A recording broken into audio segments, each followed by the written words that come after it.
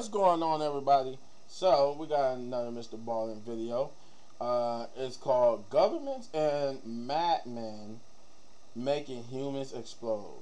Strange but True, Part 29. And wow, I think in all my time watching MrBallen, this is the first time I've seen him without his hat on. But it's a 25-minute video, so let's jump straight into it.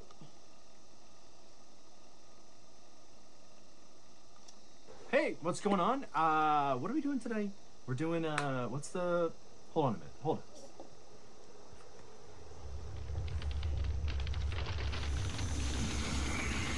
Feel the tower building. Today, we're going to cover two stories that are of the strange but true variety. But before we get into those stories, if you're a fan of the strange, dark, and mysterious delivered in story format, then you've come to the right place, because that's all we do, and we upload once a week. Not 3, 4, 5 times a week. I know, but it's still pretty good. We're still doing it, okay? Still pretty good. So, if that's of interest to you, please install hidden cameras all around the Like Button's house, and then live stream those cameras to Facebook. Also, please subscribe to our channel and turn on all notifications so you don't miss any of our weekly uploads. Okay, let's get into today's stories.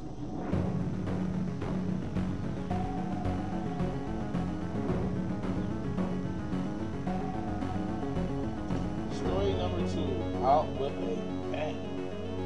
So this is like 2 stories in one? On the morning of June 20th, 2005, a 40-year-old man named Wang Diang stood just inside the doorway of a little home in rural northeastern China. Outside, it was pouring rain with all this crazy thunder and lightning, and also there were these hailstones coming down the size of golf balls, smashing into everything. I mean, just the impact on the roof must have been so loud. And so as Wang was standing in the doorway, he was actually looking out in the direction of the storm, because all these people were running towards him to come in the house. Wang was actually hosting a wake for a friend, and he was hosting this wake at this man's home. And all the people running up to him were all the mourners coming to pay their respects. Now, by this point, most of the mourners had already made it inside the house, and so Wang was basically just waiting for the last few stragglers to make their way inside. And so from his post at the door, Wang is watching the storm and all these people, and he also took stock of the fact that as he looked out to the big tobacco fields that kind of were all over the place in this town, that was the primary way people made money in this town, he noticed that, there was nobody out there tending the crops.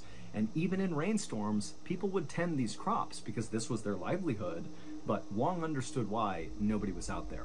Yes, it was the storm, but specifically, lately there had been these crazy lightning strikes in storms like this that struck the field. And so these workers that were normally out in the fields every single day, they weren't doing that anymore. Finally, the last couple arrived, and Wang greeted them and brought them inside, and then he shut the door and then began making his rounds inside the home, making sure all the guests had what they needed, and also just kind of making sure the wake was, overall a positive experience, all things considered. Now, to be clear, Wang was not a monk or a priest or even a relative of the person who was deceased.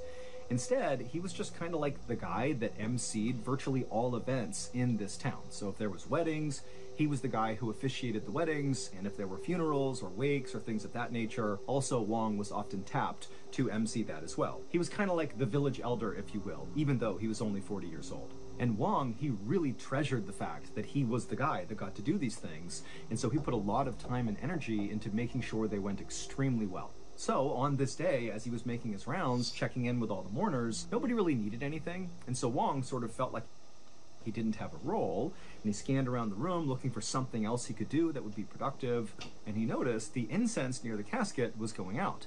And so Wang walked over, he pulled out the extinguished incense, he got a new stick of incense, put it in, and he lit it, and then he just kind of stood over the casket and closed his eyes and began saying a silent prayer for the dead. And as Wang did this, suddenly there was this deafening roar, and then everything went black. A few seconds later, that deafening roar faded, and it was replaced by the sound of all the mourners in the house basically screaming and trying to figure out what just happened. And so as people began kind of trying to size up the situation, they saw there was all this smoke near the casket, and there was all these wooden debris everywhere, and then people looked up at the ceiling, and they saw there was now a pretty good-sized hole that had blackened char around the edges of the hole that was kind of smoldering, and then unfortunately, once the smoke really had kind of dissipated, Wang was laying right underneath this hole in the roof, and half of his head was gone. It was very clear he was deceased. And it didn't take long for mourners to figure out what had happened. Wong had unfortunately been struck by lightning. 2 days later, Wong's family held a funeral for Wong, and basically the entire village showed up for this funeral because, remember, Wong was really a central member of this community, and so it was a really big loss that he was now dead. And, candidly, this only stoked the fears that everybody had about lightning strikes. I mean, this was really becoming a huge issue. But after the funeral ended and Wong had been placed into a hearse and driven off to the crematorium to be cremated, the people at this funeral who were kind of making their way out began kind of talking a little bit more candidly about what had happened to Wong. I mean, it was obvious he was struck by lightning, but in this town, there was a lot of superstition around deaths like this, when it seems like how he died is almost like an act of God. I mean, how many people get struck by lightning? Even if you're scared of being struck by lightning, that is a very rare phenomenon, and everybody knew that. And so the mourners couldn't help but suspect that maybe Wong was not this incredible person that everybody loved. Maybe he had deep, dark secrets, and the way he was killed was like God's punishment, you know, smiting him for the terrible things he was hiding.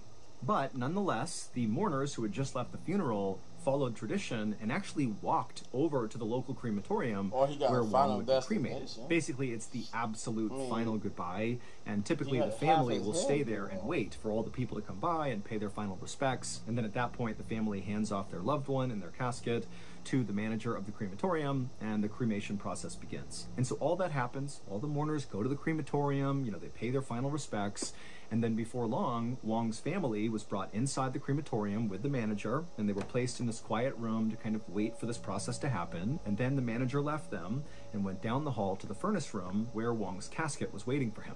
So the furnace room inside of this crematorium is basically like this big industrial space where in the middle is this huge, intimidating metal furnace, which is actually where, you know, the bodies are slid in and burned until they're just ash. And so picture like the biggest oven you've ever seen with a big metal rectangular door and these rails that slide directly into this furnace, and the casket is placed on those rails and then kind of fed into the furnace.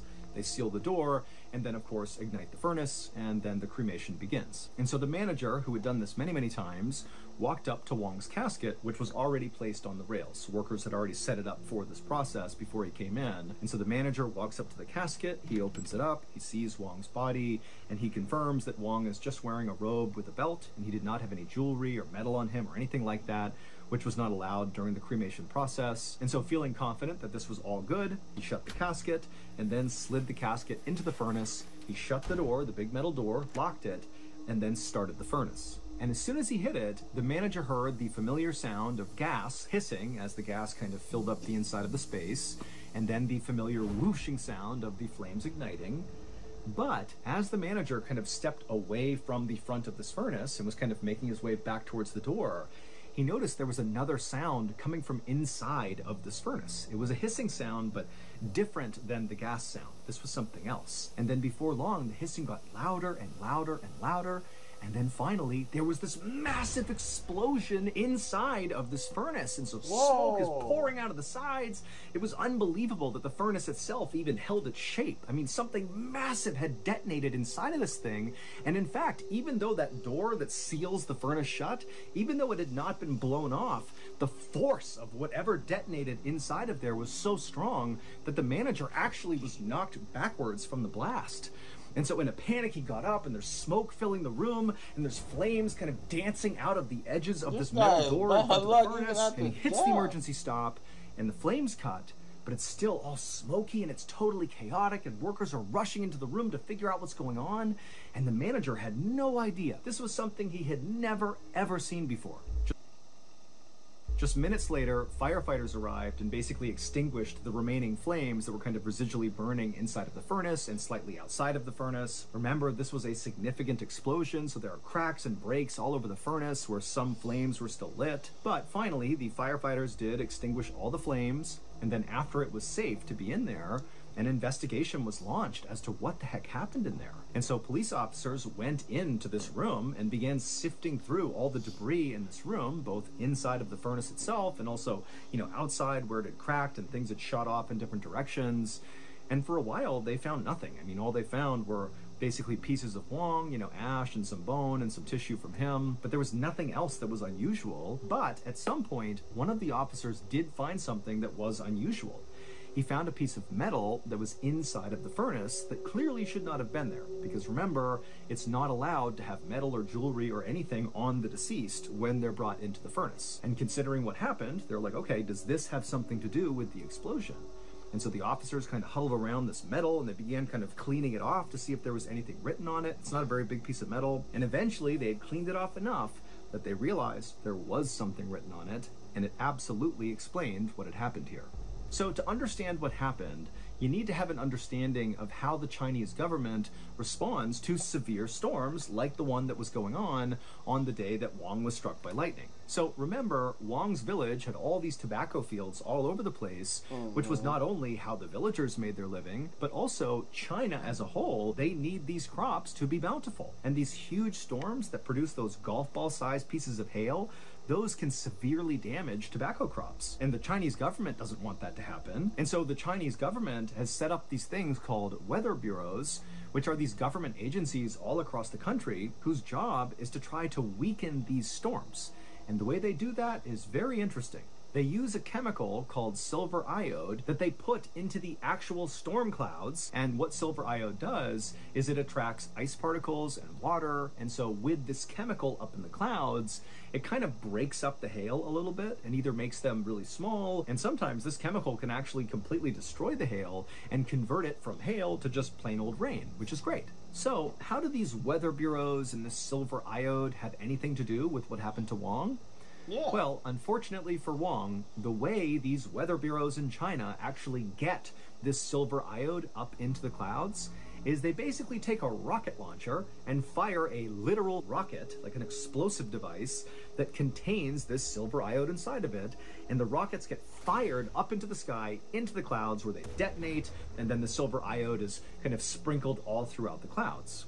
And unfortunately, on the day Wong was killed, one of those rockets were fired into the sky, and this rocket, it goes up, up, up, it goes into the cloud, but it doesn't detonate. It turns around and falls straight down, and it just so happens to go straight through that roof into Wong's head, blowing off a portion of his head, and then the rocket itself got embedded in his torso and did not detonate. And then when he was wheeled off to the crematorium and slid into the furnace, and that manager turned on the furnace, that hissing sound he began hearing right before the explosion was the sound of that rocket inside of Wong's torso heating up and then finally detonating. When the police officers found that little piece of metal, what they had found was actually a piece of the rocket itself, and when they cleared it off, they saw there was a serial number for that particular Weather Bureau rocket, and so that was how they were able to solve this mystery. 3 years after Wong's death, the Chinese government came out and said, yep, this is our fault, we did this.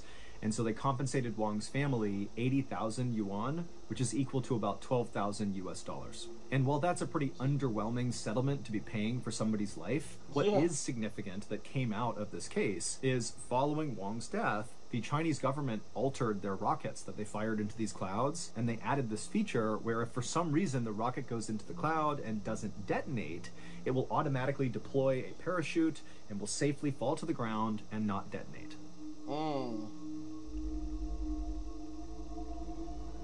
All right, I have... okay, stealing a slice. On January 30th, 1989, two young men were working the afternoon lunch shift at a Domino's pizza restaurant in Chamblee, Georgia. Their names were Daryl Wilson and Sean Burnsett. And most weeks, this shift that they worked together was really boring because virtually nobody came into the restaurant. But on this day, at around 11 a.m., as Daryl and Sean are kind of twiddling their thumbs, waiting for the shift to end, a man who was obviously disgruntled and very agitated stormed in the door carrying a gun, a .357 Magnum gun, so a really powerful handgun, and he aimed it straight at them. Daryl and Sean were so shocked by this that at first they didn't do anything. But then it kind of dawned on them that, oh my goodness, this guy's coming in here to rob the place. And so Daryl and Sean suddenly put their hands up and they begin saying, you know, okay, take whatever you want, take whatever you want. And the man suddenly began shouting something at them like he wanted something. And it took Daryl and Sean a second to kind of understand what he was asking for. But when they started to process the things he was saying, they kind of understood that this did not seem like a robbery. The guy was demanding that they call Tom S. Monahan so he, this guy, the guy with the gun, can talk to Tom. Now, Daryl and Sean may have known this, but probably not, because they likely didn't care. But Tom S. Monahan, at the time, was the owner of Domino's. Not like this particular restaurant in Chamblee, Georgia, but like the entire national chain. He was the actual owner of the company. And so this guy is coming in being like, you know, let me talk to the owner of Domino's. And so at some point, Daryl and Sean understood who Tom S. Monahan was. Perhaps the guy with the gun explained it, or maybe one of them did know who Tom S. Monahan was. But either way, Daryl and Sean suddenly realized, oh my goodness, this guy wants to talk to the owner. But they have no way of getting in touch with the owner of Domino's. They're just pizza cooks. They're not like connected to the C-suite. But when Daryl and Sean told the guy, like, hey, we don't know how to get in touch with the literal owner of this major franchise, well, the guy didn't like that. And he got really frantic and began yelling and screaming like, you gotta do it, you gotta get Tom on the phone. And so Daryl and Sean are like, okay, and they grab the phone and they try to call their own boss because they don't know who else to call. And as they're calling their own boss, this guy fires 2 shots into the ceiling. So this is like a really high intensity situation that's escalating really quickly. But Daryl, who actually was the one on the phone, he did his best to stay calm, and when his boss got on the other line, he tried his best to explain the situation as quickly as he could, because he could tell, you know, this guy with the gun is very close to potentially shooting them. And the boss of Daryl and Sean did understand, okay, clearly there is a crisis happening at this branch. And when Daryl said, you gotta find a way to get Tom S. Monahan on the phone, like right now, well, his boss was like, I got it. And a few minutes later, Daryl's boss, who's still on the phone with him, was like, okay, I'm going to patch you through. And then a second later, Tom S. Monahan hops on the phone and he's like, what's going on? And at this point, Daryl just handed the phone over to the guy with the gun and said, here you go, Tom's on the phone.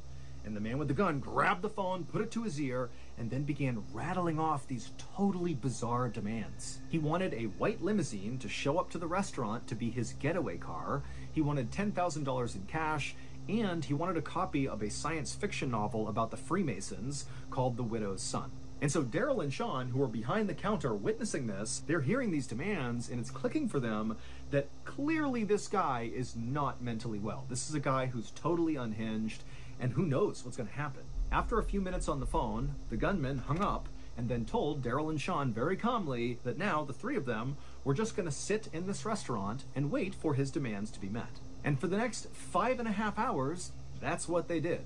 Daryl, Sean, and the gunman, who just kept the gun aimed at Daryl and Sean, they just sat inside of this restaurant. And at the same time, you know, by this point, the police have been called, and they're completely surrounding this restaurant. And when the gunman came into the store, because this was a very slow day, there weren't any other customers or staff inside, so it really was just Daryl, Sean, and the gunman.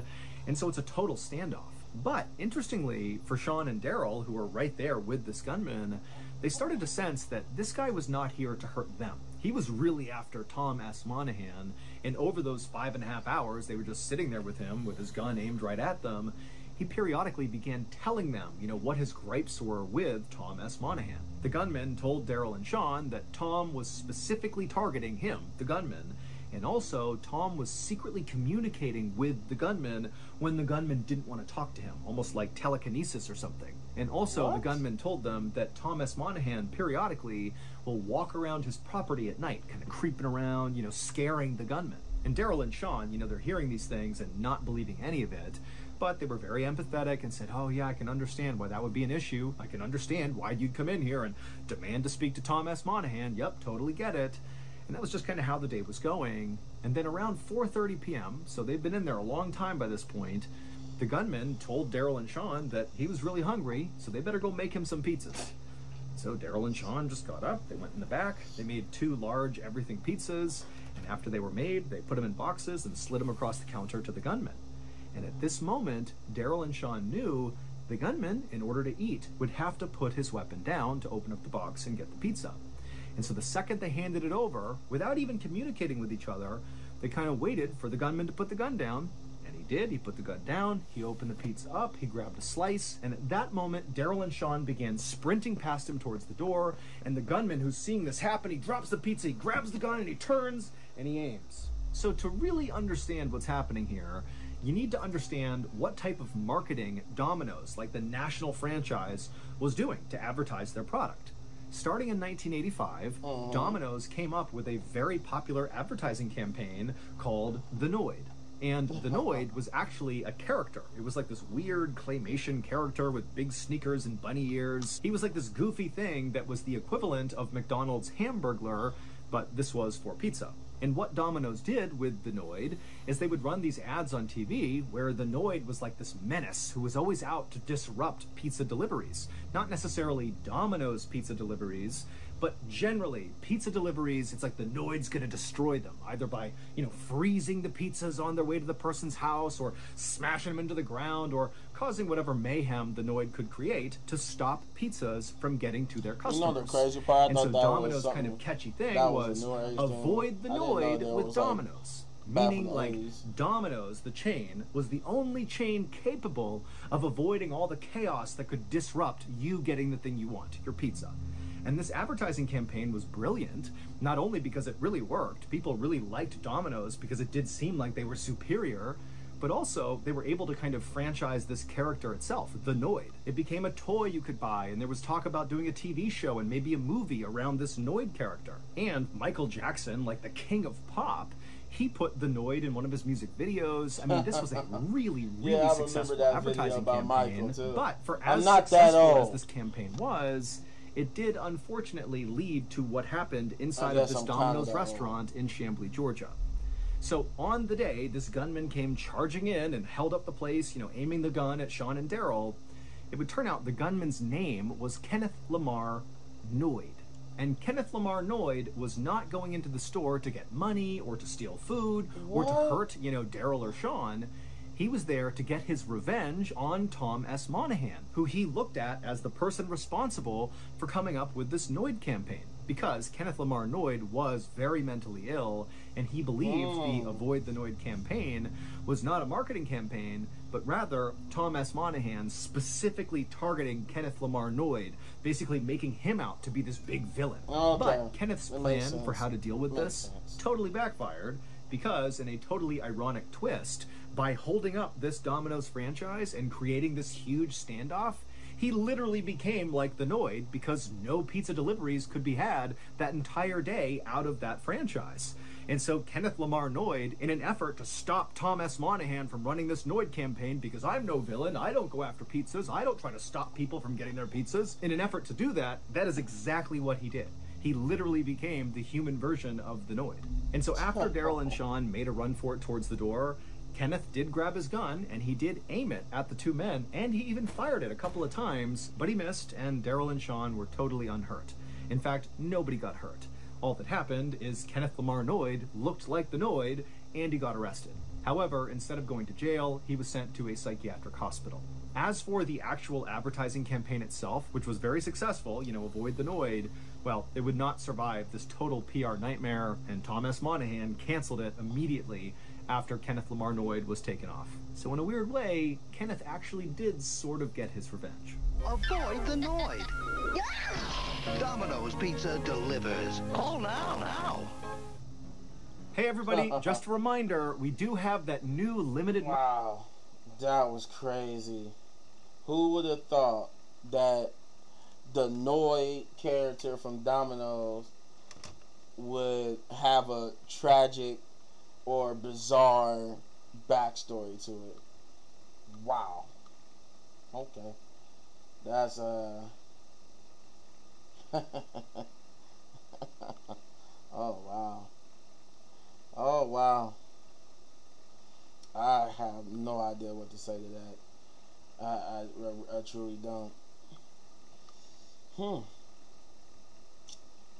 Guess you gotta be careful what type of cartoon characters you make, because it could be the name you could put, or the way how you make the character could make a crazy person go off. But you let me know in the comments down below what you thought, and if you enjoy my reaction to this, you know what to do. You hit this button right there for all of my season 3 reactions.